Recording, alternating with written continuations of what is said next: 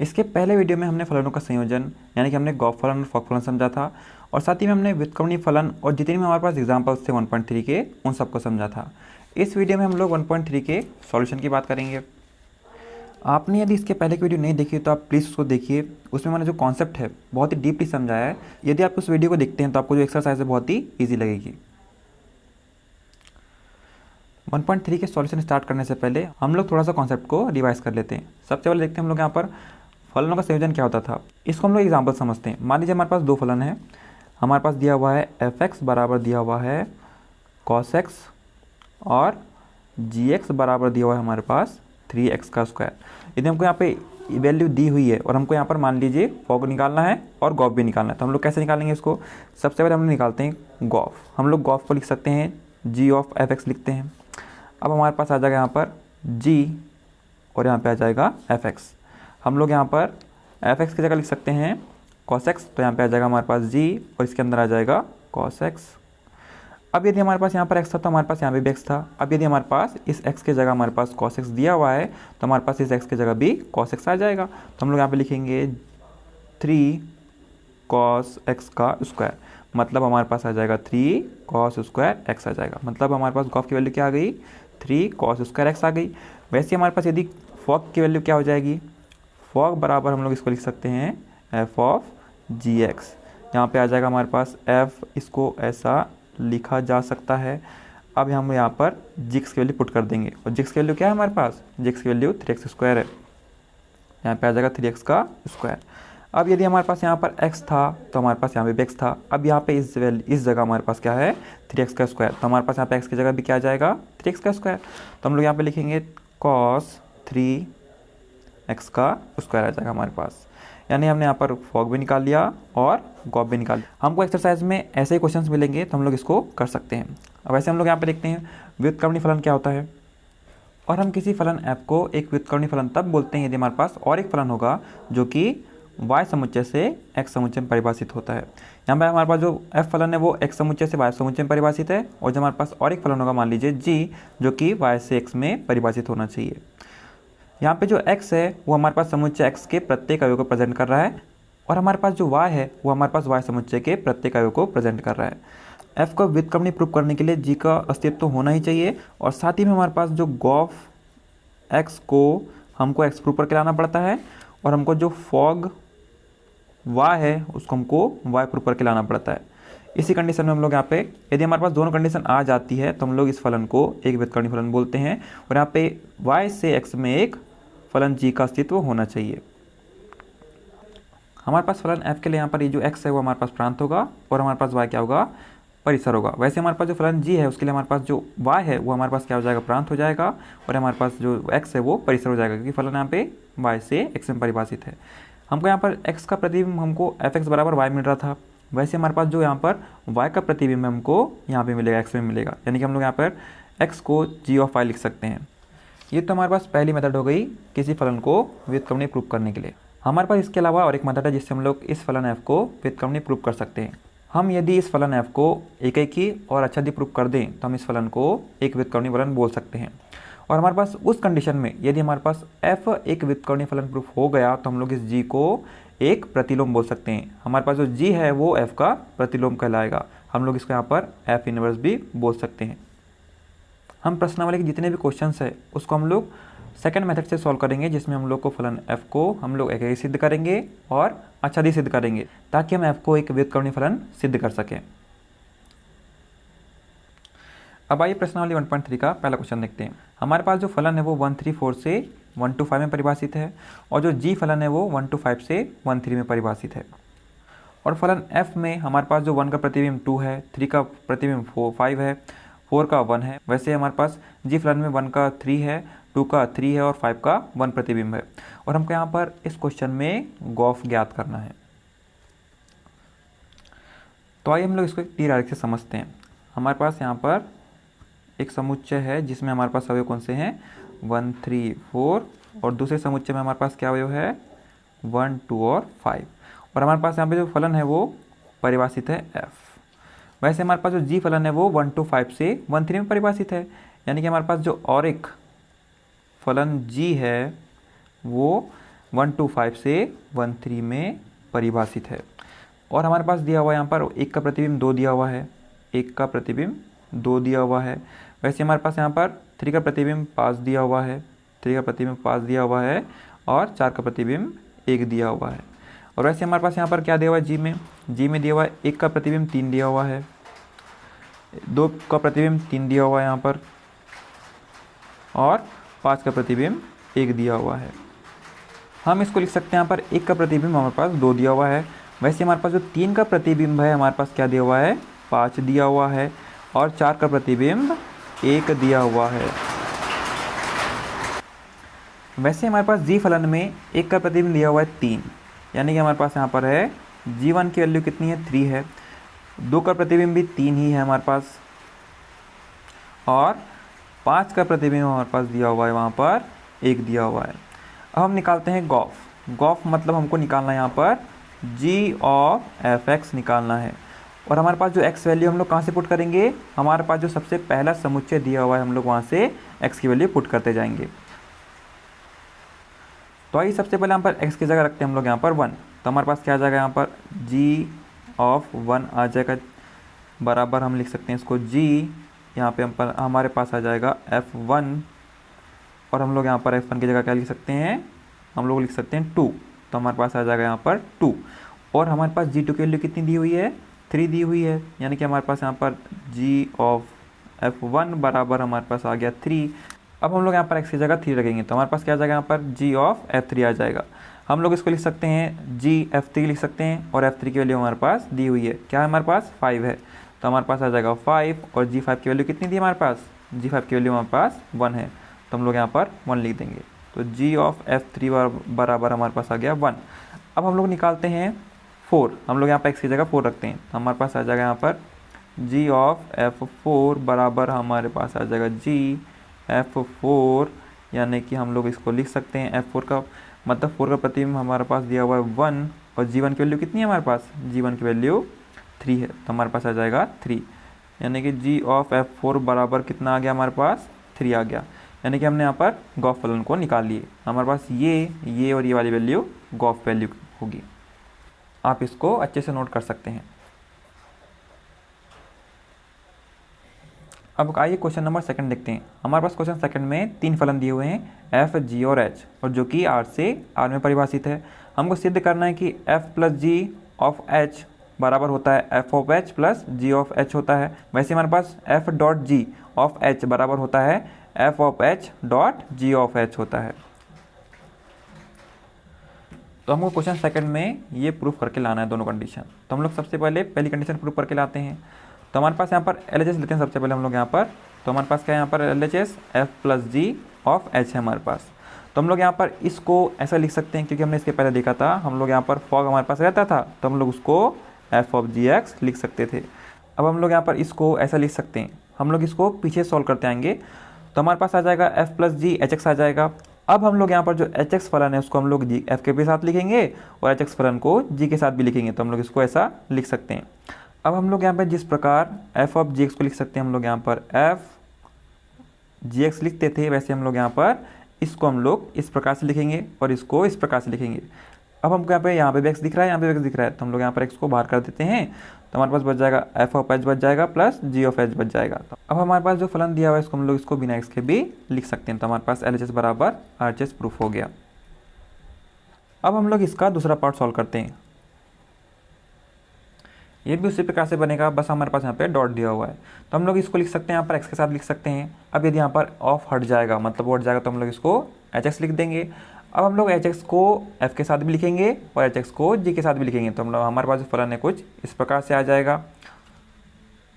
अब इसको यहाँ पर हम लोग ऐसा लिखेंगे और इसको यहाँ पर ऐसा लिखेंगे। हमारे पास यहाँ पे भी x है, यहाँ पे भी x है, तो हम लोग यहाँ पर x को ब्रैकेट लगाकर बाहर कर देंगे यहाँ पर हम लोग, तो हमारे पास प्रूफ हो जाएगा। हम लोग यहाँ से x हटा सकते हैं, तो हमारे पास आ जाएगा f dot G of h बराबर आ जाएगा f of h dot G of h आ जाएगा। अब आइए क्वेश्चन नंबर 3 सॉल्व करते हैं। क्वेश्चन नंबर 3 का पहला क्वेश्चन बोल रहा है हमारे पास f(x) बराबर हमारे पास मॉड x दिया हुआ है और g(x) बराबर मॉड के अंदर 5x माइनस 2 दिया हुआ है। तो हम लोग को यहाँ पर गॉफ ज्ञात करना है और फॉग ज्ञात करना है।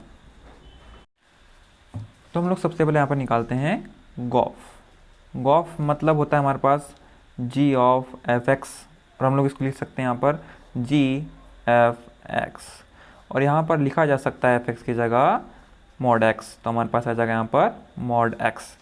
अब हमारे पास क्या था, यदि हमारे पास यहाँ पर x था तो हमारे पास यहाँ पे भी x था। अब यदि हमारे पास इस x की जगह मॉड x है तो हमारे पास यहाँ पे भी x की जगह मॉड x आ जाएगा। तो हम लोग यहाँ पर लिख देंगे यहाँ पर मॉड के अंदर 5 और एक मॉड यहाँ पे आ जाएगा हमारे पास x की जगह मॉड x आ जाएगा और -2, यानी कि हमारे पास गॉफ फलन की वैल्यू निकल चुकी है। इसको ऐसे लिखेंगे हम लोग यहाँ पर। अब निकालते हैं यहाँ पर हमारे पास फॉग। हम लोग फॉग को लिख सकते हैं एफ ऑफ जी एक्स, और हम लोग इसको लिख सकते हैं एफ जी एक्स, और इसको लिखा जा सकता है एफ और जी एक्स की वैल्यू हमारे पास दी हुई है। कितनी है जी एक्स की वैल्यू, मॉड के अंदर 5x - 2 है। हमारे पास फलन f में यहाँ पर x था तो यहाँ पे भी x था। अब यदि हमारे पास यहाँ पर x की जगह मॉड के अंदर 5x - 2 है तो हम लोग यहाँ पर x की जगह भी क्या लिख देंगे, 5x - 2 लिख देंगे। तो हमारे पास यहाँ पे आ जाएगा मॉड के अंदर x, यानी कि x हमारे पास पूरा का पूरा है ना, तो हमारे पास आ जाएगा मॉड 5x - 2 आ जाएगा। अब हम लोग यहाँ पर एक मॉड को हटा देंगे तो हमारे पास आ जाएगा 5x - 2। हमने यहाँ पर एक मॉड को इसीलिए हटा दिया, मान लीजिए हमारे पास कोई नेगेटिव नंबर है -3, उसके हमने ऊपर यदि मॉड लगा दिया तो इसका मतलब क्या होता है, ये जो मॉड है -3 को और एक माइनस साइन देकर पॉजिटिव बना देता है। मतलब हमारे पास यहाँ पर आ जाएगा -3, यानी कि हम लोग उसको 3 लिखते हैं। अब यदि हमारे पास यहाँ पर डबल मॉड होता भी तो हमारे पास जो वैल्यू है वो भी तो पॉजिटिव आती ना, यानी कि हम लोग यहाँ पर सिंगल मॉड लगाएं या डबल मॉड लगाएं वैल्यू तो सेम ही आना है, इसलिए हमने यहाँ पर एक मॉड को हटा दिए। तो हमारे पास फॉग बराबर आ गया मॉड के अंदर 5x - 2। आप इसको यहाँ से नोट कर सकते हैं। अब हम लोग यहाँ पे क्वेश्चन 3 का सेकंड पार्ट करते हैं। हमारे पास एफ एक्स दिया हुआ था 8x का क्यूब और जी एक्स दिया हुआ है x पे पावर 1/3 की है। हम लोग यहाँ पर सबसे पहले निकालते हैं गॉफ। गॉफ मतलब g ऑफ एफ एक्स, और इसका मतलब हो जाएगा हमारे पास g एफ एक्स, और इसके लिए हमारे पास क्या दी हुई है 8x का क्यूब। तो हमारे पास यहाँ पर आ जाएगा 8x का क्यूब। यदि हमारे पास x था तो यहाँ पे भी x था। अब यदि हमारे पास x की जगह है 8x का क्यूब तो हमारे पास यहाँ पे भी x की जगह क्या आ जाएगा 8x का क्यूब का 1/3 की पावर आ जाएगी। मतलब यहाँ पे आ जाएगा 8x का क्यूब पे पावर हमारे पास है 1/3। यहाँ पे जो 1/3 की पावर है 8 के ऊपर भी है और x के ऊपर भी, तो हम लोग इसको लिख सकते हैं यहाँ पर 8 के ऊपर 1/3 की पावर और x क्यूब के ऊपर भी 1/3 की पावर। 3 से 3 कैंसिल हो जाएगा, और हम लोग यहाँ पर 2 को लिख सकते हैं 2 पे पावर 3 और 1/3 आ जाएगा। और यहाँ पर क्या बचा था, x बच गया था हमारे पास, तो 3 से 3 कैंसिल हो जाएगा। तो हमारे पास लास्ट में क्या आ जाएगा, लास्ट में आ जाएगा 2x, यानी कि हमारे पास गॉफ की वैल्यू निकल गई 2x। अब हम लोग निकालते हैं फॉग। फॉग बराबर हम लोग लेंगे यहाँ पर f ऑफ जी एक्स, और यहाँ पे आ जाएगा f जी एक्स आ जाएगा। हम उसको लिख सकते हैं f जी एक्स के लिए हमारे पास कितनी दी हुई है x के ऊपर 1/3 की पावर, तो यहाँ पे आ जाएगा x के ऊपर 1/3 की पावर। यदि यहाँ पे x था तो हमारे पास यहाँ पे भी x था। अब यदि हमारे पास x की जगह क्या है, यहाँ पर x के ऊपर 1/3 है तो हमारे पास यहाँ पर भी x की जगह 1/3 आ जाएगा। तो हम लोग इसको लिखेंगे यहाँ पर 8 इंटू एक्स बोले तो यहाँ पे आ जाएगा x के ऊपर 1/3 और यहाँ पे आ जाएगा का क्यूब। तो 3 से 3 कैंसिल हो जाएगा, तो हमको क्या मिल जाएगी, फॉग की वैल्यू मिल जाएगी हमको यहाँ पर 8x। तो हमने यहाँ पर फॉग भी निकाल लिया और गॉफ भी निकाल लिया। आप इसको नोट कर सकते हैं। अब आइए क्वेश्चन नंबर 4 देखते हैं। यहाँ पे हमारे पास फलन की वैल्यू दी हुई है 4x + 3/6x - 4, जहाँ पे जो x की वैल्यू है वो 2/3 नहीं हो सकती। क्यों नहीं हो सकती, यदि हम लोग यहाँ पर x की जगह 2/3 रखते हैं तो हमारे पास नीचे क्या आ जाएगा, 0 आ जाएगा। क्योंकि यदि नीचे 0 आया तो हमारे पास जो फलन f(x) है वो अपरिभाषित हो जाएगा, इसलिए हम लोग यहाँ पर x की वैल्यू 2/3 नहीं रख सकते। और हमको सिद्ध करना है कि जो f ऑफ f(x) बराबर x है, और हमको यहाँ पर f का प्रतिलोम भी ज्ञात करना है। क्वेश्चन 4 में हमें दो चीज़ें करनी है। हमको यहाँ पर f ऑफ f(x) बराबर x प्रूव करके लाना है, और हमको यहाँ पर f का प्रतिलोम भी निकालना है। सबसे पहले हम लोग पहला कंडीशन देखते हैं। तो हमारे पास दिया हुआ है यहाँ पर f ऑफ f(x) हम लोग लेकर चलते हैं, मतलब हम लोग यहाँ पर LHS लेकर चलते हैं, और हम लोग यहाँ पर लास्ट में x प्रूव कर देंगे, मतलब RHS प्रूव कर देंगे हम लोग यहाँ पर। तो हमारे पास यहाँ पर f ऑफ f(x) बराबर कितना हो जाएगा, हमारे पास इसको लिख सकते हैं हम लोग यहाँ पे f(x) लिख सकते हैं हम लोग इसको, और यहाँ पे आ जाएगा f(x), और f(x) की वैल्यू हमारे पास दी हुई कितनी है हमारे पास एफ एक्स की वैल्यू है यहाँ पर 4x प्लस 3/6x माइनस 4 है। अब यदि हमारे पास फलन में यहाँ पर x था तो हमारे पास यहाँ पर भी x था और यहाँ पे भी x था। अब यदि हमारे पास फलन f में यहाँ पे हमारे पास क्या है, x की जगह हमारे पास है 4x प्लस 3/6x माइनस 4 है, तो हम लोग यहाँ पे भी x की जगह लिखेंगे 4x प्लस 3/6x माइनस 4, और इस वाले x की भी जगह लिखेंगे हम लोग यहाँ पर 4x प्लस 3/6x माइनस 4। तो हमारे पास यहाँ पे आ जाएगा फलन 4 इंटू एक्स, एक्स बोले तो यहाँ पर 4x प्लस 3/6x माइनस 4, और यहाँ पे क्या है प्लस फिर 3 है, फिर अपॉन में क्या आ जाएगा हमारे पास, अपॉन में आ जाएगा यहाँ पर 6, मतलब 6 इंटू आ जाएगा x, x की वैल्यू हमारे पास कितनी है पूरी की पूरी, मतलब यहाँ पर आ जाएगा 4x प्लस 3/6x माइनस 4, और यहाँ पे क्या है हमारे पास -4। चलो इसको सॉल्व करते हैं आगे। तो हमारे पास क्या आ जाएगा 4 का इंटू सबसे पहले अंदर कर देते हैं, तो हमारे पास यहाँ पे आ जाएगा 4 4 जा 16x और 4 3 जा 12 और प्लस 3 तो जैसा का वैसा, और अपॉन में हमारे पास क्या इसके नीचे अपॉन में है 6x माइनस 4। यहाँ पे अपॉन में कुछ नहीं तो हम लोग यहाँ पर 1 मान सकते हैं, और इसको सॉल्व करेंगे तो क्या आ जाएगा हमारे पास 6 का इंटू इसमें भी करते हैं, 6 का इंटू इसमें भी करते हैं, तो हमारे पास आ जाएगा 6 4 जा 24x माइनस 6 3 जा 18/6x माइनस 4 अपॉन में कुछ नहीं तो 1 लिख देते हैं हम लोग यहाँ पर। अब यहाँ पे एलसीएम लेते हैं दोनों का, तो हमारे पास दोनों का एलसीएम कितना आ जाएगा, हमारे पास आ जाएगा 6x माइनस 4, यहाँ पे आ जाएगा 16x प्लस 12, इसका इंटू इसमें कर दो, इसका इंटू इसमें कर दो, प्लस 3 इंटू 6x माइनस 4। अब हम लोग इसको लिख सकते हैं 12x, इसका इंटू इसमें, इसका इंटू इसमें, तो 24x plus 18 minus 4 into 6x minus 4 upon में 6x माइनस 4 आ जाएगा। इसको सॉल्व करने पर हमको मिलेगा 16x प्लस 12 प्लस 3, और 3 का इंटू दोनों में कर देते हैं तो हमको क्या मिलेगा, 3 का इंटू 6 में करेंगे तो हमको मिल जाएगा 18x मिल जाएगा, और 3 का इंटू इसमें करेंगे तो -12 मिल जाएगा। अपॉन में क्या आ जाएगा हमारे पास 6x माइनस 4 चल रहा है, और यहाँ पे अपॉन में आ जाएगा ये 24x प्लस 18 माइनस 6 4 जा 24x और 4 4 जा 16, और माइनस माइनस प्लस हो जाएगा प्लस 16 अपॉन में 6x माइनस 4 चल रहा है। हम लोग यहाँ पर प्लस 12 को -12 से काट सकते हैं, वैसे हमारा 24x से कट जाएगा, तो हमारे पास वैल्यू क्या आ जाएगी, हमारे पास वैल्यू आ जाएगी 16x प्लस 18x अपॉन में आ जाएगा 6x माइनस 4, और यहाँ पे जो हमारे पास डिवाइड है इसको जब हम हटाएंगे तो हमारे पास इंटू आ जाएगा, इंटू और नीचे वाली वैल्यू ऊपर चल जाएगी और ऊपर वाली वैल्यू नीचे आ जाएगी, तो यहाँ पे आ जाएगा 6x माइनस 4 अपॉन हम लोग यहाँ पे क्या बचा नीचे हमारे पास 18 और 16, 18 प्लस 16 बचा हुआ है। इसको हम लोग ऐड करते हैं तो हमारे पास ऐड करने पर आ जाएगा 34x upon 6x minus 4 into 6x minus 4 upon 34 से 34 कैंसिल हो जाएगा, और 6x माइनस 4 से 6x माइनस 4 कैंसिल हो जाएगा, तो हमारे पास लास्ट में क्या बच जाएगा, सिर्फ और सिर्फ x बच जाएगा। हमने लेकर क्या चले थे, हमने यहाँ पर f ऑफ fx लेकर चले थे, तो हमने लास्ट में x को प्रूव कर दिया, मतलब हमारे पास RHS आ गया। तो हमने यहाँ पर पहली कंडीशन को प्रूफ कर दी। अब हम लोग यहाँ पर f का प्रतिलोम निकालेंगे। यदि हमारे पास जो f है वो यदि एक व्युत्क्रमणीय फलन है तो हम लोग यहाँ पर g को f का प्रतिलोम कहते हैं। हम लोग इसको यहाँ पर f इनवर्स भी लिखते हैं। अब यदि हमारे पास यहाँ पर x अवयव तो हमको यहाँ पर y क्या मिलता है, हमको x का प्रतिबिंब मिलता है, यानी कि हमको fx बराबर y मिलता है। वैसे हमारे पास जो y का अवयव का प्रतिबिंब हमको यहाँ पे मिल जाएगा, क्या मिल जाएगा हमको यहाँ पर gy मिल जाएगा। हमारे पास fx दिए हुआ क्वेश्चन में, हमारे पास क्वेश्चन में फलन की वैल्यू दी हुई है 4x plus 3 upon 6x minus 4 दी हुई है, यानी कि हमको फलन f का मान दिया हुआ है। तो हमको यहाँ पर g निकालना है, यानी कि f इनवर्स निकालना है, तो हमको क्या चाहिए, हमको चाहिए gy, और gy कब मिलेगा हमको, जब हमारे पास x की वैल्यू होगी।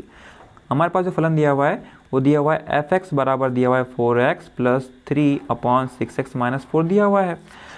हम लोग यहाँ पर fx की जगह लिख सकते हैं y, तो हमारे पास आ जाएगा y बराबर 4x plus 3 upon 6x minus 4। हम लोग को यहाँ से x की वैल्यू निकालना है, तो हमारे पास क्या आ जाएगा, यहाँ पर इसका इंटू इसमें कर देते हैं, तो यहाँ पे आ जाएगा 6xy माइनस 4y बराबर आ जाएगा 4x प्लस 3 आ जाएगा। हम लोग यहाँ पर 4y को इधर ट्रांसफर कर देते हैं और 4x को इधर ला लेते हैं। तो हमारे पास क्या आ जाएगा फलन 6xy माइनस 4x बराबर आ जाएगा 3 प्लस 4y। हम लोग यहाँ पर x को कॉमन निकाल सकते हैं, तो हमारे पास आ जाएगा x बार, तो यहाँ पे आ जाएगा 6y माइनस 4 आ जाएगा बराबर 3 प्लस 4y आ जाएगा। अब हम लोग इसको लिख सकते हैं x बराबर, ये पूरा का पूरा इसके नीचे चल जाएगा, तो हमारे पास आ जाएगा 3 plus 4y upon 6y minus 4। हमने यहाँ पर x की वैल्यू निकाल ली है और x का मान ही क्या होता है हमारे पास, gy होता है। तो हमारे पास आ जाएगा gy बराबर 3 plus 4y upon 6y minus 4 आ जाएगा। और हम लोग यहाँ पर g की जगह क्या लिख सकते हैं, हम लोग यहाँ पर f इनवर्स भी लिख सकते हैं। तो हमारे पास क्या आ जाएगा, f इनवर्स y बराबर आ जाएगा 3 plus 4y upon 6y minus 4। हमारे पास जो फलन का प्रतिलोम था उसका मान हमारे पास आ गया है। हम इसको और एक प्रकार से सॉल्व कर सकते थे। हमारे पास दिया हुआ था यहाँ पर fx बराबर y दिया हुआ था, हम लोग यहाँ पर fx बराबर y लिख सकते हैं।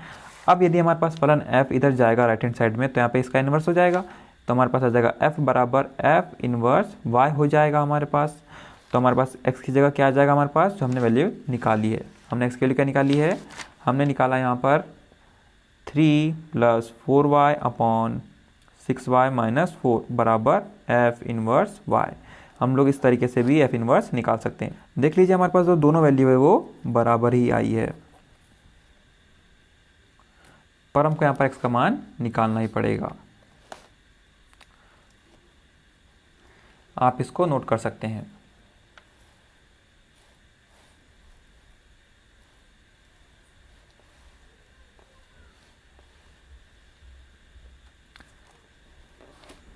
ये हमने पहला पार्ट यहाँ तक प्रूफ करा है और दूसरा पार्ट हमारे पास जो प्रतिलोम था वो हमने उस पार्ट के लिए यहाँ से चालू करा है, यहाँ से यहाँ तक के।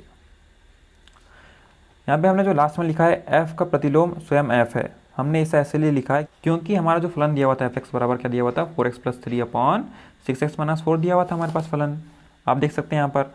और हमने जो फलन यहाँ पे gy निकाला है उसमें बस थोड़ा बहुत चेंज आया है, बस यहाँ पे हमारे पास x की जगह y आ गया है। हम लोग आप यहाँ पे देख सकते हैं हमारे पास यहाँ पर जो x था उसकी जगह हमारे पास y आ गया बस, इसलिए हमने यहाँ पे लिखा है f का प्रतिलोम स्वयं f है। क्वेश्चन 5 में हमको बताना है कि जो हमारे पास जो फलन दिया हुआ है उसका प्रतिलोम उपस्थित है या नहीं है। और हमने देखे थे किसी फलन का प्रतिलोम उपस्थित होगा यदि हमारे पास फलन क्या हो जाए, व्युत्क्रमणीय सिद्ध हो जाए। और फलन को व्युत्कर्णी होने के लिए एक ही तथा आच्छादक होना चाहिए। तो आइए देखते हैं हमारे पास जो पहला फलन दिया हुआ है उसका प्रतिलोम उपस्थित है या नहीं है। तो हमारे पास जो फलन है वो 1 2 3 4 से 10 में परिभाषित है।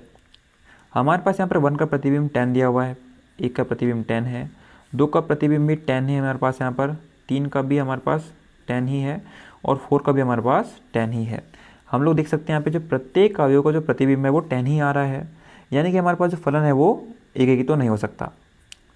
हमारे पास यहाँ फलन आच्छादक तो है पर हमारे पास फलन यहाँ पर एक ही नहीं हो सकता। और यहाँ पर किसी फलन को व्युत्क्रमणीय होने के लिए हमारे पास जो फलन है वो एक ही भी होना चाहिए और आच्छादक भी होना चाहिए, पर हमारे पास फलन सिर्फ और सिर्फ आच्छादक है, इसलिए हम लोग इस फलन को व्युत्क्रमणीय नहीं बोल सकते। तो हमारे पास इस फलन का प्रतिलोम भी उपस्थित नहीं होगा। अब आइए क्वेश्चन 5 का हम लोग यहाँ पर सेकंड पार्ट देखते हैं। हमारे पास जो फलन है वो 5 6 7 8 से 1 2 3 4 में परिभाषित है। और हमारे पास फलन g में क्या दिया हुआ है, 5 का प्रतिबिंब 4 दिया हुआ है, 6 का प्रतिबिंब हमारे पास 3 दिया हुआ है, 7 का दिया हुआ है 4 और 8 का दिया हुआ है 2।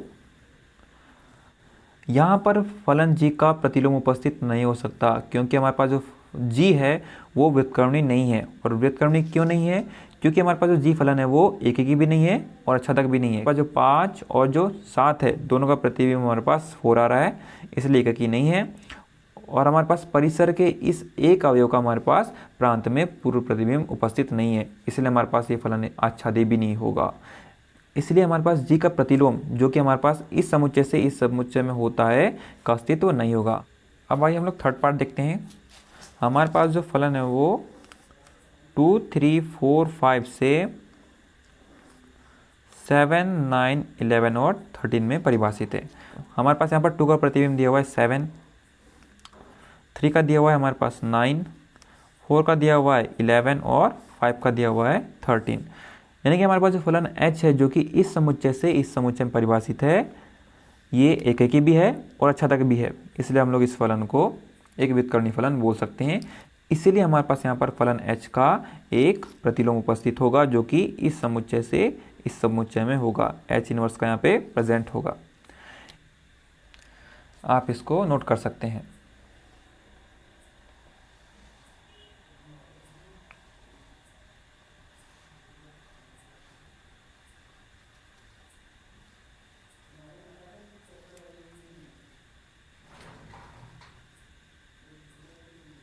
क्वेश्चन 6 में हमारे पास जो फलन दिया हुआ है वो स्क्वायर ब्रैकेट -1 से r में परिभाषित है और हमारे पास फलन की वैल्यू दी हुई है x/x+2 दी हुई है और हमको इस फलन को क्या सिद्ध करना है, एक एक सिद्ध करके लाना है और हमको साथ ही में यहाँ पर फलन की और साथ ही में हमको फलन का प्रतिलोम भी ज्ञात करना है। क्वेश्चन 6 में हमें यहाँ पर f को एक एक भी सिद्ध करना है और हमको f का प्रतिलोम भी ज्ञात करना है। तो हम लोग सबसे पहले f को एक एक सिद्ध करते हैं। तो हमारे पास क्या आ जाएगा, यहाँ पर fx बराबर दिया हुआ है x/x+2 दिया हुआ है। f को एक एक सिद्ध करने के लिए हम लोग यहाँ पर fx1 बराबर fx2 लेकर चलते हैं। हमारे पास जो x1 और x2 अवयव है वो हमारे पास इस प्रांत के हैं, मतलब हमारे पास जो x1 और जो x2 अवयव हमने लिए हैं वो हमारे पास बिलोंग करते हैं किससे, यहाँ पे जो हमारा प्रांत है -1, 1। अब इसकी वैल्यू हमारे पास क्या आ जाएगी, हमारे पास फलन दिया हुआ है fx बराबर x/x+2, तो हमारे पास इसकी वैल्यू हो जाएगी x1/x1+2 बराबर हो जाएगी हमारे पास x2/x2+2। इसको सॉल्व करते हैं तो हमारे पास आ जाएगा, इसके इंटू इसमें करते हैं, इसके इंटू इसमें करते हैं, तो हमारे पास x1x2+2x1 बराबर हो जाएगा x1x2+2x2 हो जाएगा। हम लोग यहाँ पर x1 x2 से x1 x2 काट सकते हैं तो हमारे पास वैल्यू बच जाएगी 2x1 बराबर 2x2, 2 से 2 कैंसिल हो जाएगा तो हमारे पास लास्ट में क्या बच जाएगा, x1 बराबर x2। हमने लेकर चले थे fx1 बराबर fx2 और हमारे पास x1 बराबर x2 आ गया, यानी कि हम लोग फलन को एक एक ही तो बोल सकते हैं।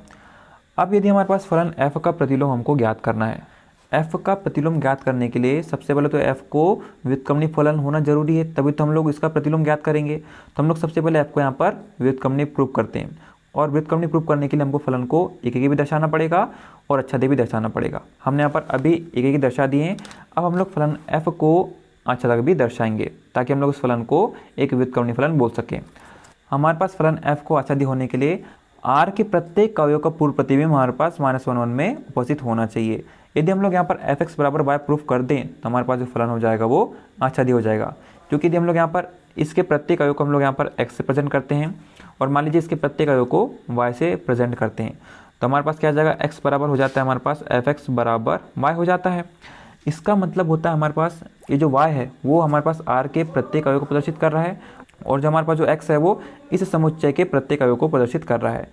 अब यदि हमारे पास ये कंडीशन आ गई y यानी कि इस समुच्चय का प्रत्येक अवयव x के किसी न किसी अवयव का प्रतिबिंब है, तो आइए हम लोग यहाँ पर fx बराबर y प्रूफ करते हैं।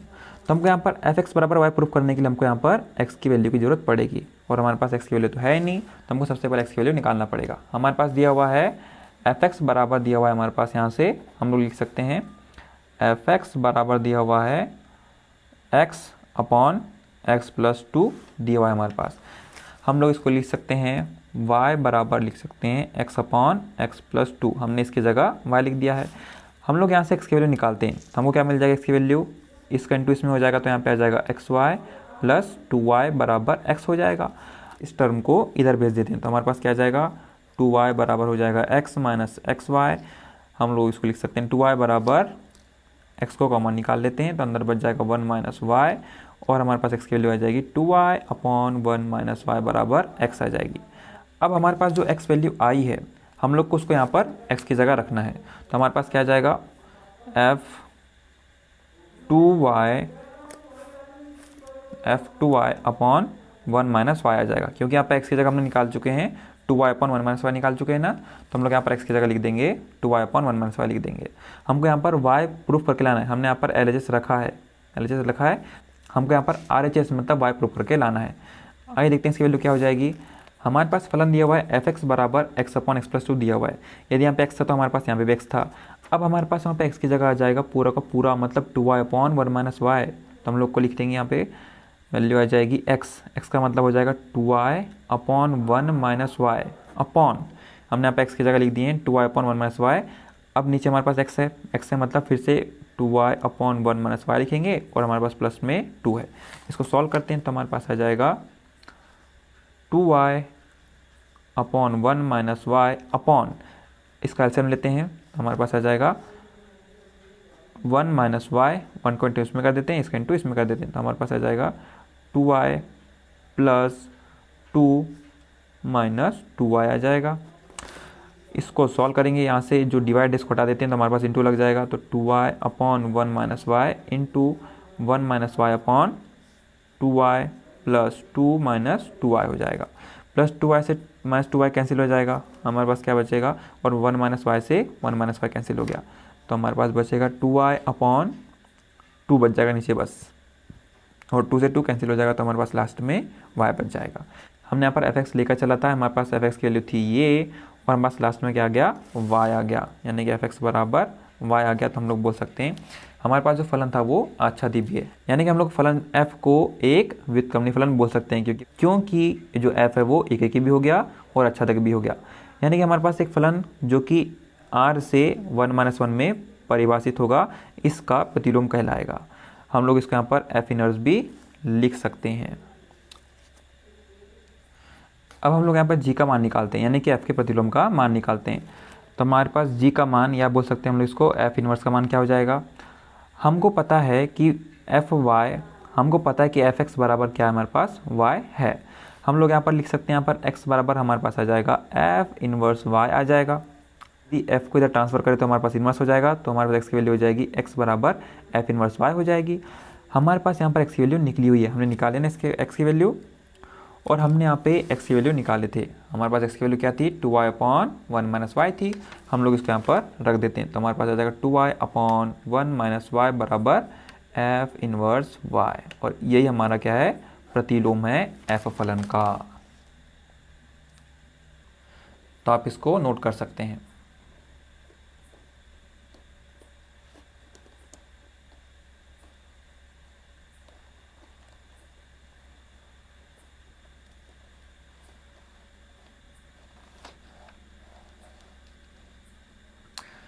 इसका बचा वाला पार्ट नेक्स्ट पेज में है।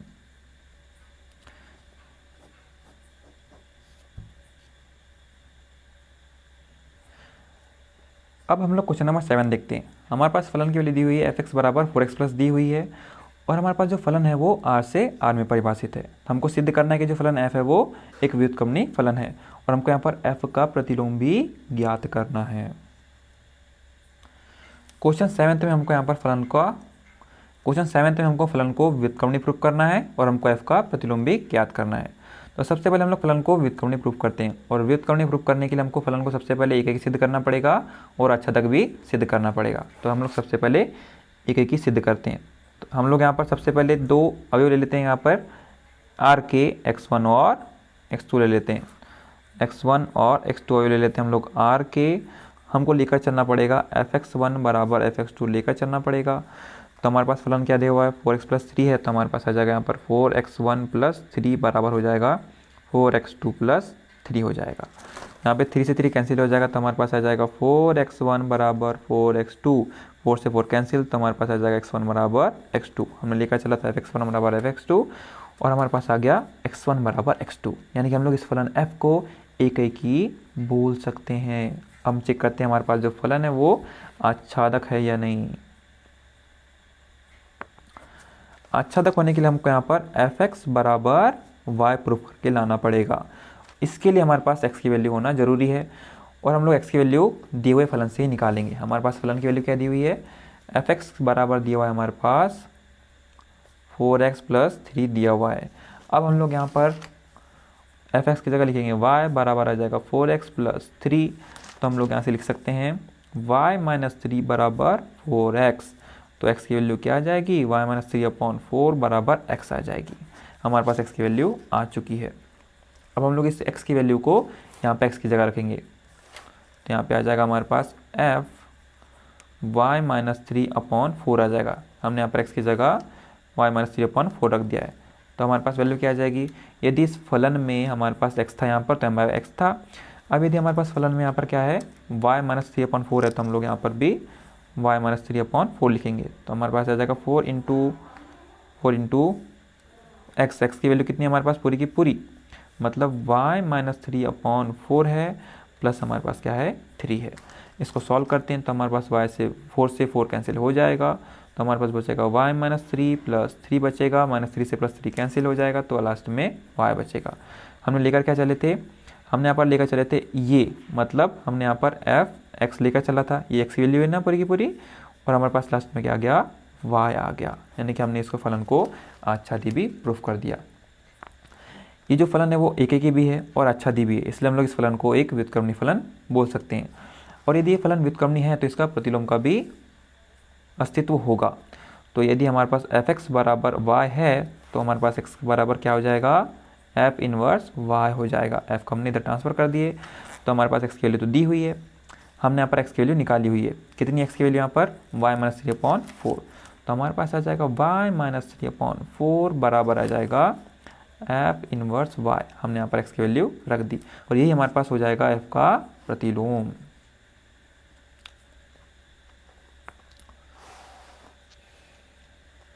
तो हमने सबसे पहले फलन को एक सिद्ध करा, फिर हमने फलन को आच्छादक सिद्ध करा, और फिर हमने f का प्रतिलोम ज्ञात करा। आप इसको नोट कर सकते हैं।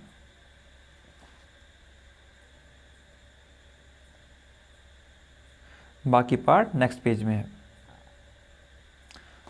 यहां तक। क्वेश्चन 8 में हमारे पास जो फलन दिया हुआ है वो x² + 4 है, और हमारे पास जो फलन f है वो r प्लस, मतलब वास्तविक धनात्मक संख्या से 4 इन्फिनिटी पर परिभाषित है। हमको सिद्ध करना है कि जो फलन f है वो व्युत्क्रमणी है, और हमको ये भी सिद्ध करना है कि फलन f का जो प्रतिलोम है वो, उसका जो मान है वो इतना है। क्वेश्चन 8 में हमें सिद्ध करना है कि जो f है वो व्युत्क्रमणी है, और साथ ही हमको सिद्ध करना है कि f का जो प्रतिलोम होगा उसका मान इतना होगा। तो हम लोग सबसे पहला पार्ट देखते हैं। तो हमको यहाँ पर व्युत्क्रमणी प्रूफ करना है। व्युत्क्रमणी प्रूफ करने के लिए हमको फलन f को एक भी दर्शाना पड़ेगा और आच्छादक भी दर्शाना पड़ेगा। तो सबसे पहले हम लोग इसको एक दर्शाते हैं। हम लोग इसको एक दर्शाने के लिए r प्लस के सबसे पहले 2 अवयव ले लेते हैं। मान लीजिए x1 और x2 ले लेते हैं। हम लोग यहाँ पर x1 और x2 2 अवयव ले लेते हैं, किसके, r के, r पॉजिटिव के। अब हम लोग यहाँ पर fx1 बराबर fx2 लेकर चलेंगे, तो हमारे पास क्या आ जाएगा, फलन के भी दिया हुआ है fx बराबर x² + 4, तो fx1 की वैल्यू क्या आ जाएगी हमारे पास, x1 का स्क्वायर प्लस 4 बराबर आ जाएगा x2 का स्क्वायर प्लस 4। हमारे पास 4 से 4 कैंसिल हो जाएगा, तो x1 का स्क्वायर बराबर x2 का स्क्वायर आ जाएगा। तो x1 की वैल्यू क्या आ जाएगी, प्लस माइनस x2 आ जाएगी।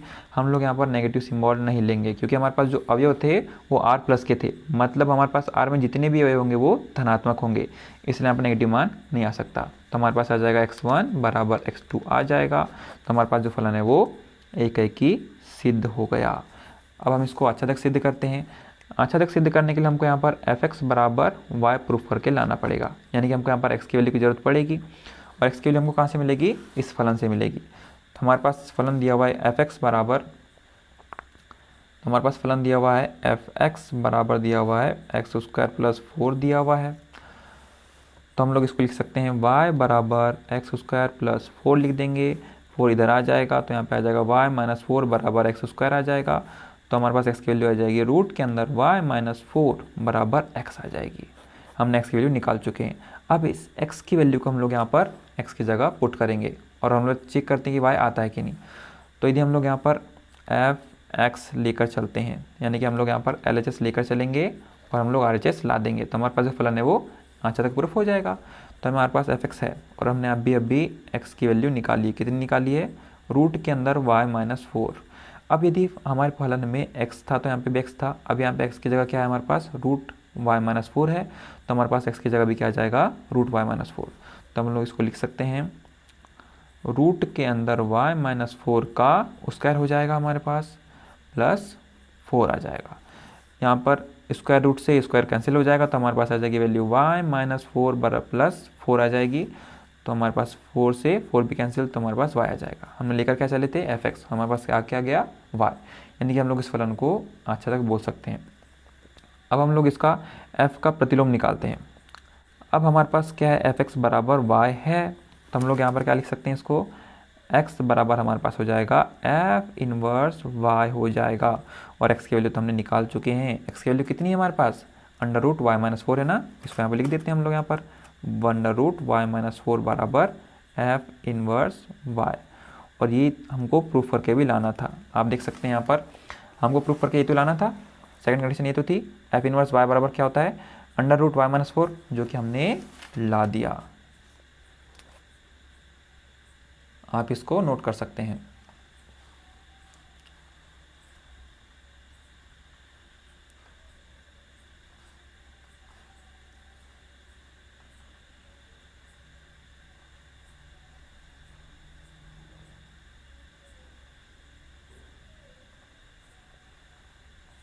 अब आइए क्वेश्चन नंबर हम लोग 9 देखते हैं।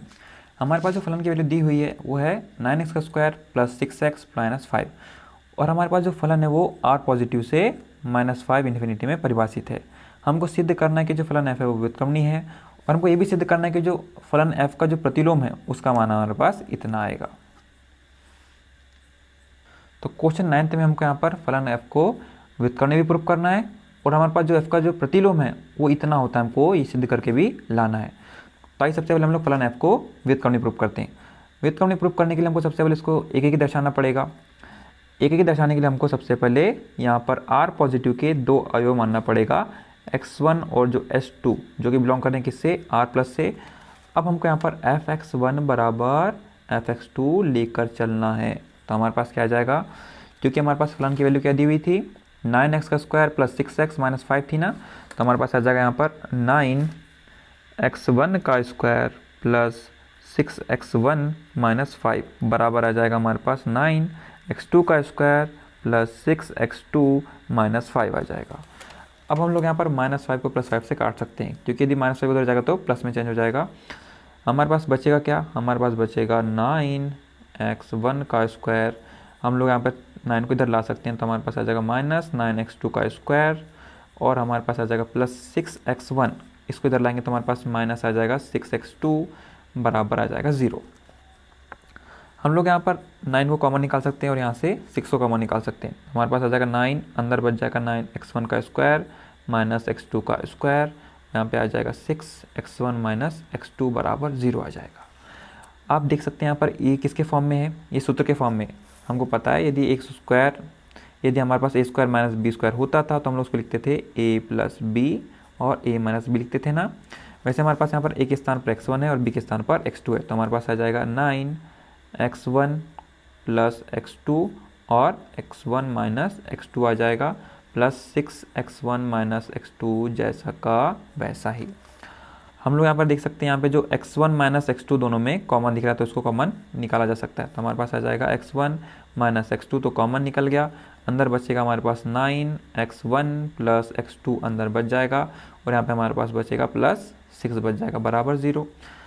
अब आपने 10th क्लास में पढ़ा होगा, यदि आपके पास यहाँ पर समीकरण कुछ इस प्रकार से आता है, 2x square plus 5x plus 3 आता है, और यदि आप इसको सॉल्व करते हैं, लास्ट में सॉल्व करने पर हमको समीकरण कुछ इस प्रकार से मिलता है, मतलब हमने इस समीकरण को गुणनखंड में तोड़ दिया, तो हमारे पास आ गया यहाँ पर 2x प्लस 3, और यहाँ पे मान लीजिए आ गया x प्लस 1 आ गया बराबर 0। तो हम लोग यहाँ पर इसको भी 0 के बराबर लेते थे और इसको भी 0 के बराबर लेते थे, मतलब हम लोग यहाँ पर 2x प्लस 3 बराबर भी 0 लेते थे, ताकि हम लोग यहाँ पर x की वैल्यू निकाल सके। तो x की वैल्यू कितनी आ जाएगी, यहाँ पर -3/2 आ जाएगी। वैसे हम लोग यहाँ पर x की वैल्यू क्या लिखते थे, x प्लस 1 बराबर 0 है, तो हम लोग x की वैल्यू आ जाएगी यहाँ पर -1 आ जाएगी।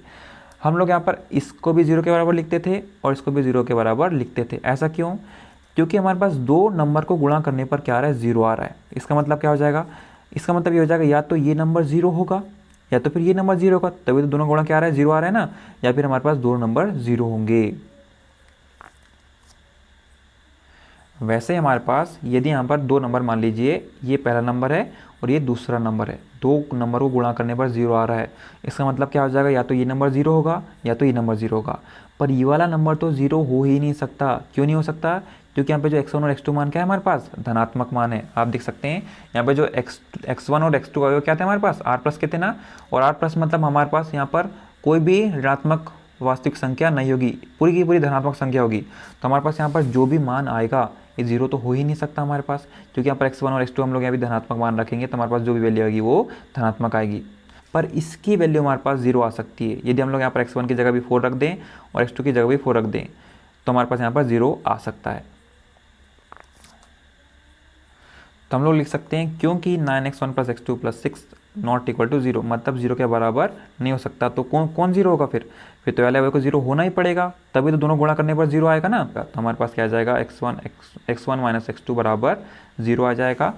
तो हम लोग यहाँ पर x1 बराबर x2 ले सकते हैं। हमने लेकर क्या चले थे, हमने यहाँ पर fx1 बराबर fx2 लेकर चला था और हमने लास्ट में ला दिए x1 बराबर x2 ला दिए, यानी कि हम लोग इस फलन को एक ही फलन बोल सकते हैं। अब हम चेक करते हैं हमारा जो फलन है वो आच्छादक है या नहीं। आच्छादक होने के लिए हमको यहाँ पर fx बराबर y प्रूफ करके लाना पड़ेगा, और इसको प्रूफ करके लाने के लिए हमको x की वैल्यू की ज़रूरत पड़ेगी, और x की वैल्यू हमको इस फलन से ही मिलेगी, इस फलन से ही मिलेगी। हम लोग यहाँ पर x की वैल्यू यहीं से निकाल लेते हैं। तो हमारे पास आ जाएगा y बराबर आ जाएगा यहाँ पर, क्योंकि हम लोग इसकी जगह y लिख सकते हैं, 9x² प्लस 6x माइनस 5 आ जाएगा। अब हम लोग यहाँ से x की वैल्यू निकालेंगे। अब आपको यहाँ पे जो समीकरण दिख रहा है वो द्विघाती समीकरण दिख रहा है, यानी कि किसके फॉर्म में, x² plus bx plus c के फॉर्म में हमको बराबर j के फॉर्म में ये दिया हुआ है। हम लोग यहाँ पर मध्य पद को विभाजित नहीं कर सकते। जैसे यदि हमारे पास समीकरण रहता 2x² प्लस 5x प्लस 3 होता यदि, तो हम लोग उसको क्या लिखते, हम बीच वाले पार्ट को ऐसे पार्ट में डिवाइड करते हैं जिसको सॉल्व करने पर 5x ही आए, पर गुणा करने पर हमारे पास 3 2 6 आए। जैसे हम लोग यहाँ पर लिखते थे ना 2x² प्लस 3x लिखते थे, प्लस 2x लिखेंगे प्लस 3। यहाँ पे जो हम लोग इसको सॉल्व करेंगे तो हमारे पास 5x ही आएगा, और यदि हम लोग इस दोनों को, मतलब ये दोनों गुणा को यदि गुणा करते हैं तो हमारे पास क्या आएगा, 6 आएगा, यानी 3 2 6 आएगा। पर हम लोग यहाँ पर 6 को ऐसे दो पार्ट में डिवाइड नहीं कर सकते। हम लोग इस समीकरण को हल करने के लिए धराचारी सूत्र भी लगा सकते हैं। हमने पढ़ा था ना x बराबर क्या था हमारे पास, minus b plus minus root के अंदर b² माइनस 4ac था अपॉन 2a था। ये हमारे पास धराचारी सूत्र था, पर हमारे पास इस समीकरण को हल करने का इससे भी आसान तरीका है। हमारे पास दिया हुआ है y बराबर 9x² प्लस 6x माइनस 5 दिया हुआ है। चलो इसको आगे सॉल्व करते हैं। क्या हम लोग इसको y बराबर 3x का होल स्क्वायर लिख सकते हैं, और हम लोग इसको 6x को लिख सकते हैं यहाँ पर 2 इंटू 3x इंटू 1 लिखा जा सकता है इसको, क्योंकि सॉल्व करने पर हमारे पास 6x ही आएगा। और हम लोग लिख सकते हैं यहाँ पर हम लोग लिख सकते हैं यहाँ पर प्लस 1 का स्क्वायर और माइनस 1 का स्क्वायर और माइनस 5। इसको ऐसा लिखने का उद्देश्य आपको थोड़ी देर में समझ में आ जाएगा। अब हम लोग यहाँ पे लिख सकते हैं, यहाँ पे जो 3x है उसको हम लोग मान लेते हैं a, यहाँ पे जो 2 है जैसा का वैसा ही हमारे पास इसको मान लेते हैं, क्योंकि हमने 3x को माने ना a, यहाँ पे हमारे पास हो जाएगा a इंटू बी, इसको मान लेते हैं b प्लस यहाँ पे 1 का स्क्वायर मतलब b का स्क्वायर हो जाएगा। यहाँ पे 3x का स्क्वायर था यानी कि a का स्क्वायर हो जाता। आप देख सकते हैं यहाँ पर a² plus 2ab plus b का स्क्वायर के फॉर्म में पूरा इतना जो पार्ट हमारे पास है, इतना पार्ट हमारे पास क्या है, a² plus 2ab plus b² के फॉर्म में। तो हमारे पास जो सूत्र क्या होता है इसके लिए सूत्र होता है a प्लस b का होल स्क्वायर होता है। तो हमारे पास यहाँ पर a की वैल्यू क्या है, a की वैल्यू हमारे पास है 3x प्लस b, और b का मान हमारे पास कितना दिया हुआ है 1, b का मान है 1 का होल स्क्वायर, तो 3 प्लस 1 का होल स्क्वायर हो जाएगा। हमारे पास यहाँ पर -1 का स्क्वायर मतलब 1 और -5 जैसा का वैसा रहेगा। इसको सॉल्व करते हैं आगे, तो हमारे पास आ जाएगा y बराबर 3x प्लस 1 का होल स्क्वायर, यहाँ पे -1 -5 क्या हो जाएगा, -6 हो जाएगा। इसको सॉल्व करेंगे तो हमको मिलेगा, 6 को इधर ला लेते हैं तो हमारे पास आ जाएगा y प्लस 6 बराबर 3x प्लस 1 का होल स्क्वायर। तो हमारे पास स्क्वायर इधर आएगा तो स्क्वायर रूट लग जाएगा, तो यहाँ पे स्क्वायर रूट y प्लस 6 बराबर आ जाएगा 3x प्लस 1 आ जाएगा, यानी कि रूट के अंदर y प्लस 6 माइनस 1 बराबर 3x आ जाएगा। तो रूट के अंदर y प्लस 6 माइनस 1/3 बराबर आ जाएगा x, यानी कि हमने x की वैल्यू फाइंड कर लिया। और हमने यहाँ पर x की वैल्यू क्यों फाइंड करे थे, क्योंकि हमको x की वैल्यू की ज़रूरत यहाँ पे थी, क्योंकि हमको f(x) बराबर y प्रूव करना है, क्योंकि हमको फलन को अच्छा तक प्रूव करना है। अब हम लोग यहाँ पर x की जगह रखते हैं ये पूरा का पूरा मान x का, तो हमारे पास आ जाएगा यहाँ पर f और रूट के अंदर y प्लस 6 माइनस 1/3 बराबर, हमको y बराबर प्रूव करके लाना है।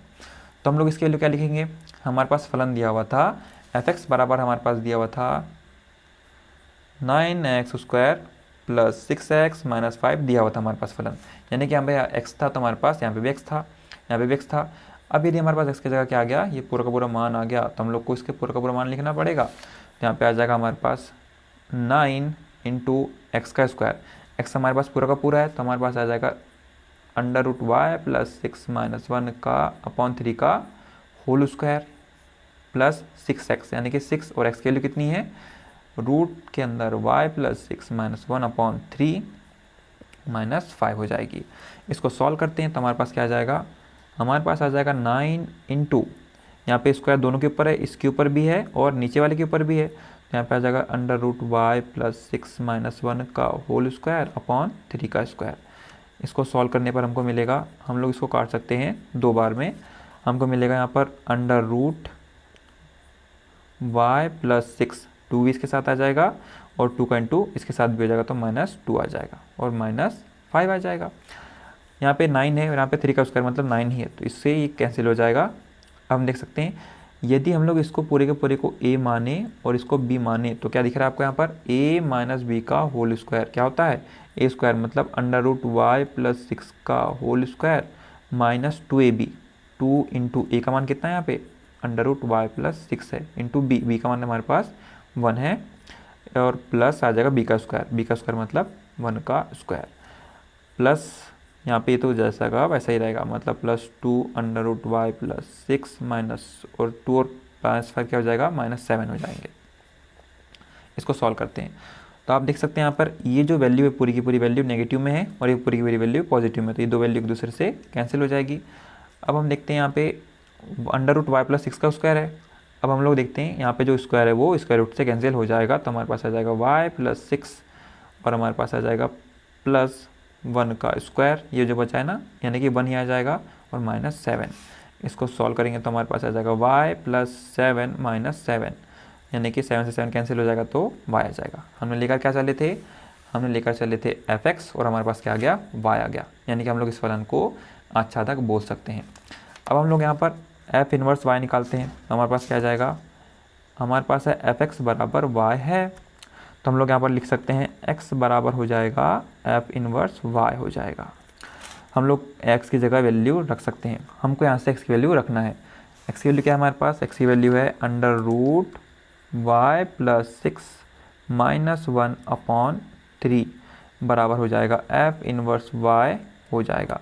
हमने यहाँ पर जो फलन f था उसका प्रतिलोम भी निकाल लिया, हमको यही तो प्रूफ करके लाना था, f का जो प्रतिलोम होता है उसका मान इतना होता है, जो कि हमने ला लिया।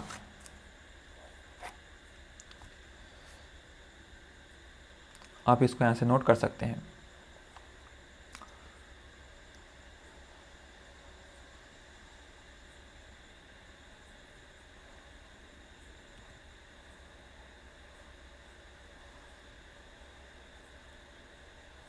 नेक्स्ट पार्ट नेक्स्ट पेज में है।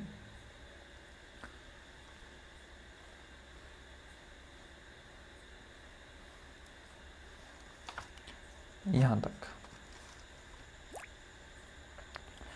क्वेश्चन 10th में दिया हुआ है, जो फलन f है वो x से y में एक व्युत्क्रमणीय फलन पहले से दिया हुआ है, हमको सिद्ध करके लाना है कि जो f का जो प्रतिलोम होता है वो अद्वितीय होता है, यानी कि f का जो प्रतिलोम होता है वो एक ही होता है, इसके 2 या 3 या 4 प्रतिलोम नहीं हो सकते। हमको क्वेश्चन 10th में एक व्युत्क्रमणीय फलन दिया हुआ है और हमको सिद्ध करके लाना है कि जो f का प्रतिलोम होता है वो अद्वितीय होता है, मतलब एक ही होता है। अब यदि हमारे पास जो फलन है वो व्युत्क्रमणीय है, हमको यहाँ पर फलन को व्युत्क्रमणीय प्रूफ करने के लिए हमको इसको एक भी दिखाना पड़ता था और आच्छादक भी दिखाना पड़ता था। यदि फलन एक भी है और आच्छादक भी है, इसलिए उस कंडीशन में हम लोग उस फलन को व्युत्क्रमणी बोलते थे। अब यहाँ पे दिया हुआ है हमारे पास फलन व्युत्क्रमणी है। अब यदि व्युत्क्रमणी है तो इसका अपोजिट भी होना चाहिए, यानी कि हमारा फलन व्युत्क्रमणी है तो हमारे पास जो फलन है वो एकेकी भी होगा और अच्छादक भी होगा। और यदि फलन व्युत्क्रमणी है तो हमारे पास यहाँ पर एफ ऑफ जी मतलब फॉग y बराबर y होगा, और हमारे पास जो गॉफ है गॉफ x बराबर x होगा। हमें तरीके देना, ये हमारे पास पहले मेथड थी f को व्युत्क्रमणी प्रूव करने की। यदि हमारे पास फलन व्युत्क्रमणी है तो हमारे पास फॉग y की वैल्यू y के बराबर हो जाएगी और गॉफ x की वैल्यू x के बराबर हो जाएगी। तो हम लोग इस क्वेश्चन को विरोधोक्ति विधि से सॉल्व करते हैं। मतलब यदि हम लोग इसको इस विधि से सॉल्व करेंगे तो लास्ट में हमारे मन में विरोध उत्पन्न होगा। हम लोग इसका उल्टा मान लेते हैं। हम लोग मान लेते हैं कि जो f है उसके दो प्रतिलोम होंगे। मान लीजिए g1 और g2 हमारे पास दो प्रतिलोम है किसके, f के। तो हमारे पास क्या आ जाएगा, हमारे पास यहाँ पे फॉग y बराबर y आ रहा था।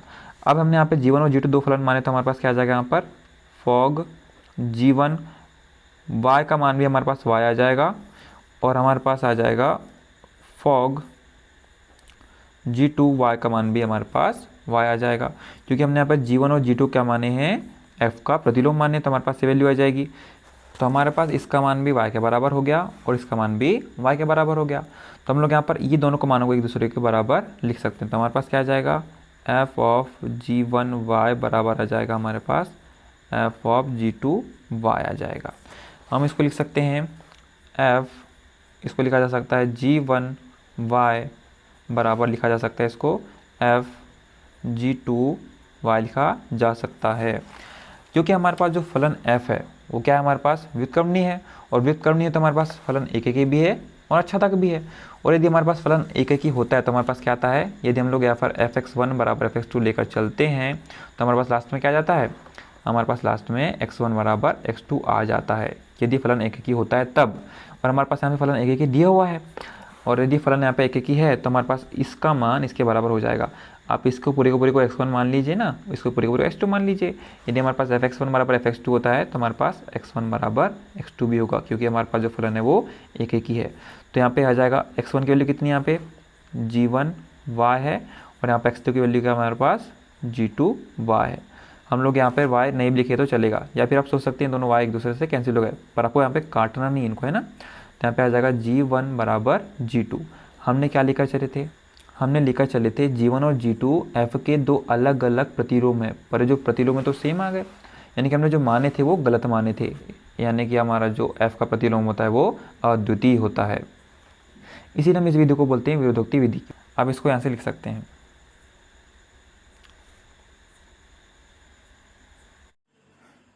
क्वेश्चन 11th में हमारे पास जो फलन है वो 1 2 3 से ABC में परिभाषित है। हमारे पास वहाँ पर 1 का प्रतिबिंब A है, 2 का प्रतिबिंब B है और 3 का प्रतिबिंब C है। हमें यहाँ पर F इनवर्स ज्ञात करना है और हमको सिद्ध करना है कि F इनवर्स का इनवर्स बराबर F होता है।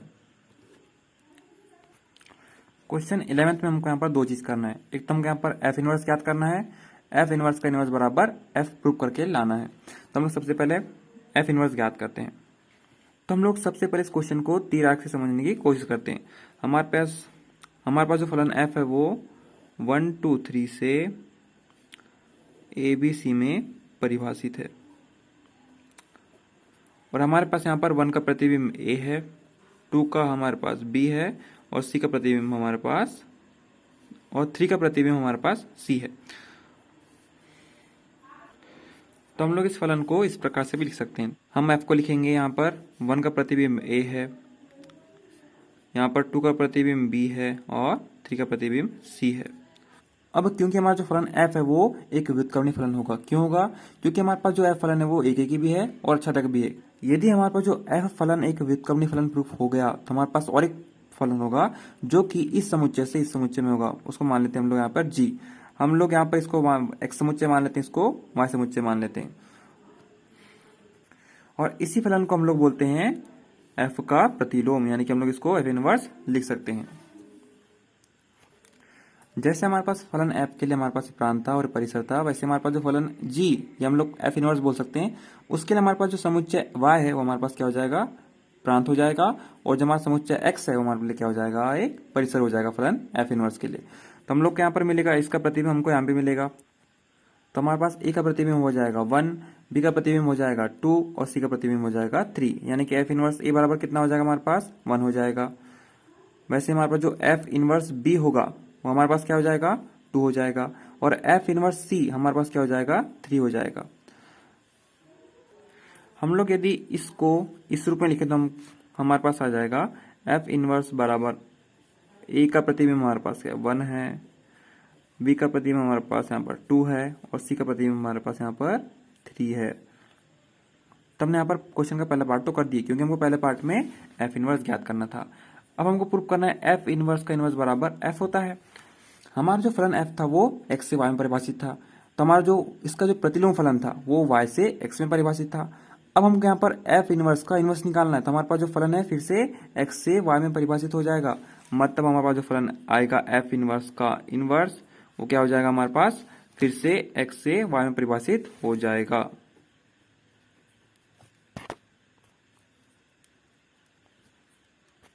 इस कंडीशन में हमारे पास जो एक्स है फिर से हमारा प्रांत हो जाएगा और वाई हमारे पास परिसर हो जाएगा। तो हमारे पास जो एफ इनवर्स का इनवर्स है वो फिर से एक्स से वाई में परिभाषित हो जाएगा। इसको हम लिख सकते हैं एफ इनवर्स का इनवर्स लिख सकते हैं। इस कंडीशन में हमारे पास फिर से 1 का प्रतिबिंब ए हो जाएगा, 2 का प्रतिबिंब बी हो जाएगा और 3 का प्रतिबिंब सी हो जाएगा। तो हम लोग यहाँ पे लिख सकते हैं एफ इनवर्स का ए बराबर हमारे पास क्या हो जाएगा ए हो जाएगा। वैसे में हमारे पास हो जाएगा एफ इनवर्स का इनवर्स 2 बराबर हमारे पास क्या हो जाएगा बी हो जाएगा। वैसे हमारे पास यहाँ पर एफ इनवर्स का इनवर्स 3 बराबर हो जाएगा सी हो जाएगा। यदि हम लोग यहाँ पर इसको इस फॉर्म में लिखें तो हमारे पास क्या आ जाएगा एफ इनवर्स का इनवर्स बराबर आ जाएगा हमारे पास 1 का प्रतिबिंब हमारे पास ए आ गया, 2 का प्रतिबिंब हमारे पास आ गया बी आ गया, और 3 का प्रतिबिंब हमारे पास आ गया सी। तो हमारे पास जो ये वैल्यू आई है ये तो हमारे पास फलन एफ की वैल्यू के बराबर हो जाएगी। यहाँ पे भी 1 है 2 बी है 3 सी है, वैसे हमारे पास यहाँ पर 1 है 2 बी और 3 सी है। तो हम लोग इसकी जगह लिख सकते हैं हम लोग यहाँ पर एफ इनवर्स का इनवर्स बराबर हो जाएगा एफ। तो हमने इसको प्रूफ कर दिया, जो कि हमारी दूसरी कंडीशन थी ना। यानी कि हमारे पास जो फलन एफ था और एफ इनवर्स का इनवर्स था वो सेम फलन थे। आप इसको यहां से नोट कर सकते हैं।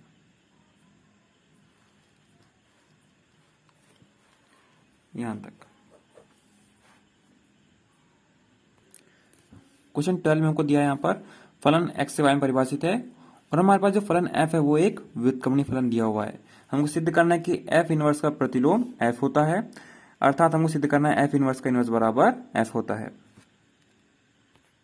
क्वेश्चन 12 में हमारे पास जो फलन है वो एक्स से वाई में परिभाषित है, और हमको दिया है कि जो फलन है वो एक व्युत्क्रमणीय फलन है, और हमको यहाँ पर प्रूफ करके लाना है कि एफ इनवर्स का इनवर्स बराबर एफ होता है।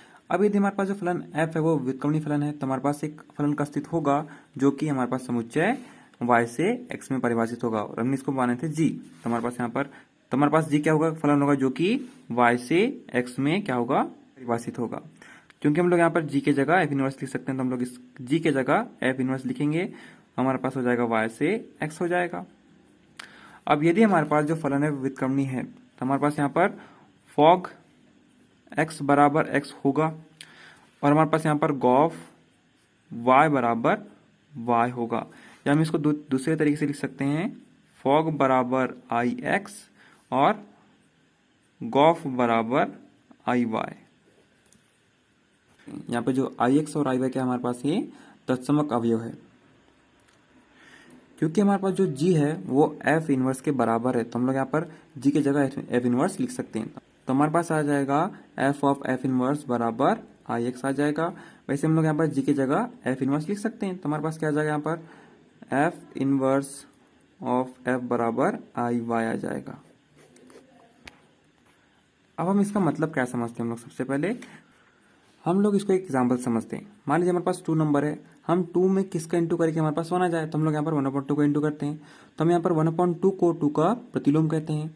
वैसे हमारे पास यदि सामने में 1/2 होगा और हम लोग यहाँ पर देखें कि हम लोग 1/2 में कौन सा नंबर इंटू करें कि हमारे पास 1 आ जाए तो हम लोग यहाँ पर 2 का इंटू करते हैं। तो हम देख सकते हैं यहाँ पर कि जो 2 है वो 1/2 का प्रतिलोम है। यहाँ पे क्या हमारे पास 1/2 2 का प्रतिलोम है, और हमारे पास यहाँ पर है 2 1/2 का प्रतिलोम है, क्योंकि दोनों का इंटू करने पर हमारे पास 1 आ रहा है। वैसे हमने जो फलन यहाँ पर f ऑफ f इनवर्स लिया था बराबर आई एक्स आ रहा था, और यहाँ पर एफ इनवर्स ऑफ एफ बराबर भी आई वाई आ रहा है। यहाँ पर जो आई है आप उसको कंपेयर कर सकते हैं 1 और 1 से। अब हमारे पास दोनों कंडीशन में हमारे पास जो आंसर आ रहा है वो आ ही आ रहा है, मतलब एक तत्समक फलन ही आ रहा है। पर हमारे पास जो तत्समक फलन किसका है, यहाँ पर एक्स का है, मतलब ये जो अवयव किसका रहेगा, यहाँ पर पास एक्स का रहेगा और हमारे पास जो आई वाई रहेगा वो वाई का रहेगा। यानी कि हमारे पास नंबर यहाँ पे भी सेम सेम आएंगे, यहाँ पे भी आई आ रहा है और यहाँ पे भी आई आ रहा है। बस यहाँ पे जो आई था वो क्या आ रहा है, एक्स का आ रहा है और हमारे पास एक आई क्या आ रहा है, हमारे पास वाई का आ रहा है। हमारे पास इसका मतलब है एफ का इनवर्स एफ इनवर्स है और इसका मतलब हमारे पास हो जाएगा एफ इनवर्स का जो इनवर्स है वो एफ है। जैसे हमारे पास 2 का जो इनवर्स था यानी कि जो प्रतिलोम था 1/2 था और 1/2 का जो इनवर्स यानी कि प्रतिलोम क्या था, हमारे पास 2 था। वैसे हमारे पास यहाँ पर f का इनवर्स f इनवर्स है और f इनवर्स का इनवर्स हमारे पास f है। इसका मतलब हमारे पास क्या हो जाएगा, इसका मतलब हमारे पास हो जाएगा f इनवर्स का इनवर्स हमारे पास क्या है, यहाँ पर f होगा।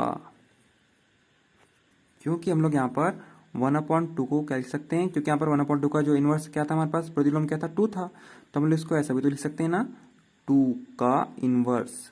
और हमारे पास इसकी वैल्यू क्या होती है, इसकी वैल्यू क्या होती है 1/2 और इसकी वैल्यू क्या हो जाएगी हमारे पास, ये नीचे आ जाएगा क्योंकि इसके ऊपर इनवर्स की पावर है ना, तो ये भी आ जाएगा 1/2 आ जाएगा। इसलिए यहाँ पर हमने एफ इनवर्स का इनवर्स बराबर एफ लिखा है। और हमने इसको थोड़ी देर पहले प्रैक्टिकली भी इस एग्जाम्पल में समझा था। हमारे पास जो फलन एफ था वो भी एक्स से वाई में परिभाषित था और जो हमारे पास फलन क्या था एफ इनवर्स का इनवर्स वो भी हमारे पास एक्स से वाई में परिभाषित था। मतलब ये दोनों की वैल्यू क्या होती है, एक दूसरे के बराबर होती है। आप इसको यहां से नोट कर सकते हैं।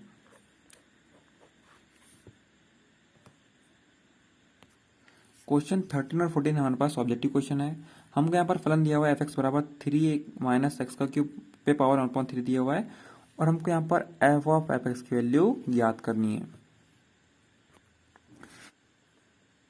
तो क्वेश्चन 13 में हमें यहाँ पर एफ ऑफ एफ एक्स की वैल्यू निकालना है। तो ये निकालते हैं। हमको पता है कि हम लोग यहाँ पर एफ ऑफ एफ एक्स को लिख सकते हैं, हम लोग यहाँ पर एफ एक्स लिख सकते हैं। अब हमारे पास यहाँ पर एफ एक्स की वैल्यू दी हुई है। हमारे पास एफ एक्स की वैल्यू कितनी है, यहाँ पर 3 माइनस एक्स का क्यूब पे पावर 1/3 है। अब यदि हमारे पास यहाँ पर एक्स था तो हमारे पास यहाँ पे एक्स था, हमको यहाँ पर एक्स की जगह भी ये वाली वैल्यू रखना पड़ेगा। तो हम लोग यहाँ पे लिखेंगे 3 माइनस एक्स का क्यूब और हमारा भी एक्स क्या है, हमारा ये पूरी की पूरी वैल्यू। तो हमारे पास यहाँ पे आ जाएगा एक्स माइनस एक्स का क्यूब पे पावर 1/3 आ जाएगा। और क्योंकि हमारे पास यहाँ पर एक्स का क्यूब था, हमने जो वैल्यू लिखी पूरी की पूरी हमारे पास तो एक्स की वैल्यू है, तो हमारे पास यहाँ पर क्यूब है तो यहाँ पे भी हमारे पास क्या आ जाएगा, क्यूब आ जाएगा। अब हम लोग यहाँ पर स्क्वायर ब्रैकेट लगा देते हैं और हमारे पास यहाँ पर है होल के ऊपर पावर कितनी है 1/3 की है, तो हमारे पास भी होल के ऊपर पावर 1/3 की आ जाएगी। हम लोग यहाँ पर 3 से 3 को कैंसिल कर सकते हैं। अब हमारे पास आ जाएगा 3 माइनस ये ब्रैकेट हमारे पास यहाँ से हट जाएगा और इसके ऊपर होल की पावर कितनी है हमारे पास 1/3, तो जैसे का वैसे रहेगा। इसको आगे सॉल्व करेंगे तो हमारे पास आ जाएगा 3 माइनस 3 और माइनस क्या हो जाएंगे, प्लस एक्स का क्यूब हो जाएगा पे पावर 1/3 आ जाएगा। हम लोग यहाँ पर 3 से 3 को कैंसिल कर सकते हैं क्योंकि प्लस माइनस में है। हमारे पास आ जाएगा एक्स के ऊपर 3 की पावर आ जाएगा पे पावर 1/3 आ जाएगा और 3 से 3 कैंसिल हो जाएगा तो हमारे पास लास्ट में एक्स बच जाएगा। यानी कि हमारे पास एफ ऑफ एफ एक्स की जो वैल्यू थी हमारे पास लास्ट में कितनी आ गई, एक्स आ गई। तो हमारे पास ऑप्शन में एक्स कहाँ पे दिया हुआ है हम लोग देखते हैं। तो ऑप्शन हमारा सी जो है वो करेक्ट हो जाएगा क्योंकि एफ ऑफ एफ एक्स के लिए इस फलन की वैल्यू हमारे पास क्या है, एक्स है। क्वेश्चन 14 में हमारे पास जो एफ एक्स की वैल्यू दी हुई है 4x/3x+4 दी हुई है और हमारे पास जो फलन है वो एफ आर माइनस 4/3 से आर में परिभाषित है। हमको यहाँ पर एफ का प्रतिलोम ज्ञात करना है, हमको बताना है कि एफ का प्रतिलोम क्या होगा। क्वेश्चन 14 में हमारे पास जो फलन की वैल्यू दी हुई है 4x/3x+4 है और हमारा जो फलन है वो इस समुच्चय से इस समुच्चय में परिभाषित है। मान लीजिए हमारे पास यदि यहाँ पर इस समुच्चय में x अवयव होता तो हमको यहाँ पर इसका प्रतिलोम क्या मिलता, fx बराबर y मिलता और हम लोग इसी वैल्यू को बोलते हैं फलन x की वैल्यू बोलते हैं, यानी कि हम लोग इस फलन की वैल्यू बोलते हैं। अब हमको यहाँ पर प्रतिलोम ज्ञात करना है और प्रतिलोम फलन कहाँ से कहाँ होता है, इस समुच्चय से इस समुच्चय में होता है, यानी कि हम लोग उसको क्या मानते हैं, g मानते हैं या उसको हम लोग क्या बोलते हैं, f इनवर्स बोलते हैं।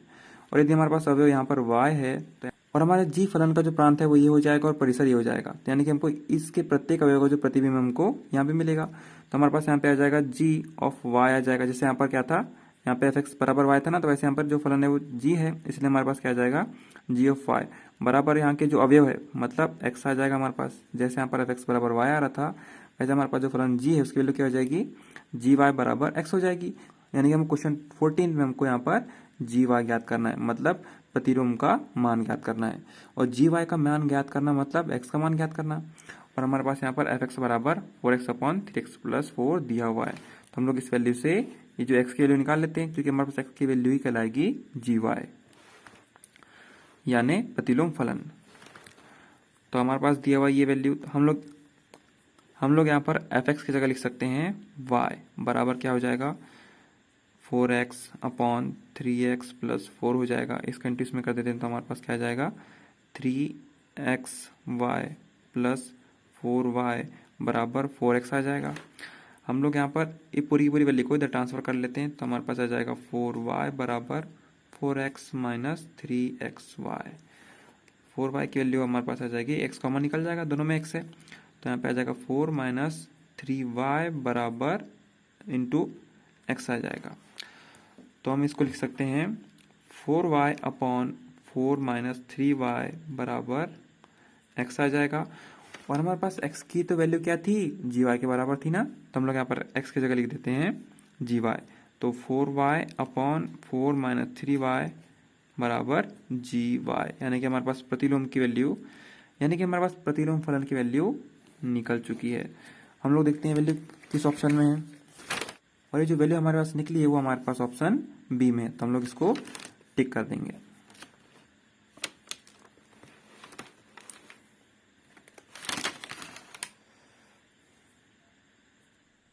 नेक्स्ट वीडियो में हम लोग द्वि आधारित संक्रियाएं को समझेंगे, और साथ ही हम लोग इसके एग्जांपल्स भी समझेंगे।